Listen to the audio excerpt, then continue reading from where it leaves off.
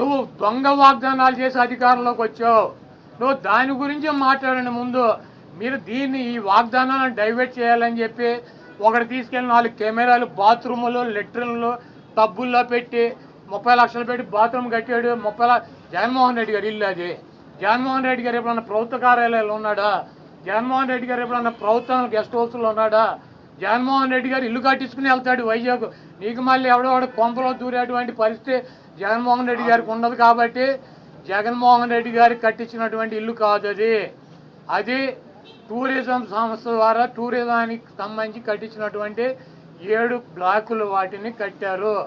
వాటికి 400 కోట్ల రూపాయలు ఖర్చు పెట్టి అంతర్జాతీయ సెమినార్లు పెట్టినప్పుడు రాష్ట్రపతితో ప్రధానమంత్రి ఈ రాష్ట్రానికి రాజధాని కాబట్టి అది విఐపీలు వచ్చినప్పుడు అక్కడ వసతి గృహాలు ఉండాలని చెప్పి వాటిని అంతర్జాతీయ స్థాయిలో నిర్మించారు తప్పించి అది జగన్మోహన్ రెడ్డి గారి కోసం కట్టినటువంటి ఇల్లు కాదు.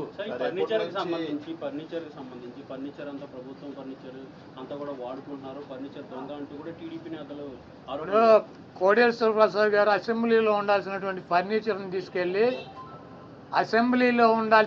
ఫర్నిచర్ని తీసుకువెళ్ళి ఎక్కడేసాడు? ఆయన బైక్ షోరూమ్లో వేసుకున్నాడు. అసెంబ్లీలో ఉండాల్సినటువంటి ఫర్నిచర్ బైక్ షోరూమ్లో వేసుకుంటే వాడిని దొంగ అంటారు. సీఎం క్యాంపు కార్యాలయానికి ప్రభుత్వం వచ్చినటువంటి విజిటర్స్ కోసం ఒక కార్యాలయం సీఎం జగన్మోహన్ రెడ్డి గారి కార్యాలయం అయితే ఒక 10 మంది 20 మంది కూర్చుంటాకుంటుంది. ఒక ముఖ్యమంత్రి కార్యాలయం కాబట్టి అక్కడ అదనపు వసతులు కావాలని చెప్పి ప్రభుత్వం కల్పిస్తుంది. ముష్టి పట్టుకుపోతే పట్టుకుపోండి, లేకపోతే డబ్బు విలువ చెప్తే కడతామని ఫస్ట్ రోజు చెప్పాం. దీని గురించి ఏం రాద్దాం కావాలంటే పట్టుకుపోండి. తొక్కలు ఫర్నిచరు ఎంత? ముష్టి ఫర్నిచర్ ఎంత ఉంటుంది? కావాలండి పట్టుకురండి. మేము షోరూమ్లో వేసుకున్నాం, తీసుకెళ్ళి మా సాక్షి ఆఫీసులో వేసామా? కాదు, మాకు క్యాంప్ ఆఫీసులో పెట్టినటువంటి ఫర్నిచర్ని తీసుకెళ్ళి సాక్షి ఆఫీసులో వేసుకున్నామా? దొంగ అంటే అసెంబ్లీలో ఉండాల్సినటువంటి ఫర్నిచర్ని తీసుకుని బైక్ షోరూమ్ నీ సొంత షోరూమ్లు వేసుకుంటే వాడిని దొంగ అంటారు. అంతేగాని క్యాంప్ ఆఫీసులో ఇచ్చినటువంటి ఫర్నిచర్ క్యాంప్ ఆఫీసులో ఉంటే దానికి కావాలంటే డబ్బు కడతాం, లేదంటే ఫర్నిచర్ తీసుకుపోమని చెప్పాం. దానికి దొంగ ఇవన్నీ పనికిరాని మాటలు.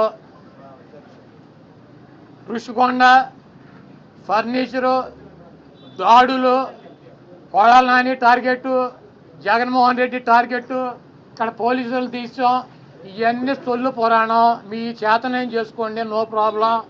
మీరు సూపర్ 6లో పెట్టినటువంటి వాగ్దానాలనే మీరు ఎప్పుడు అమలు చేస్తున్నారో చెప్పాలి. జగన్మోహన్ రెడ్డి గారు తరఫున మేము అడుగుతున్నాం, వైఎస్ఆర్ కాంగ్రెస్ పార్టీ తరఫున.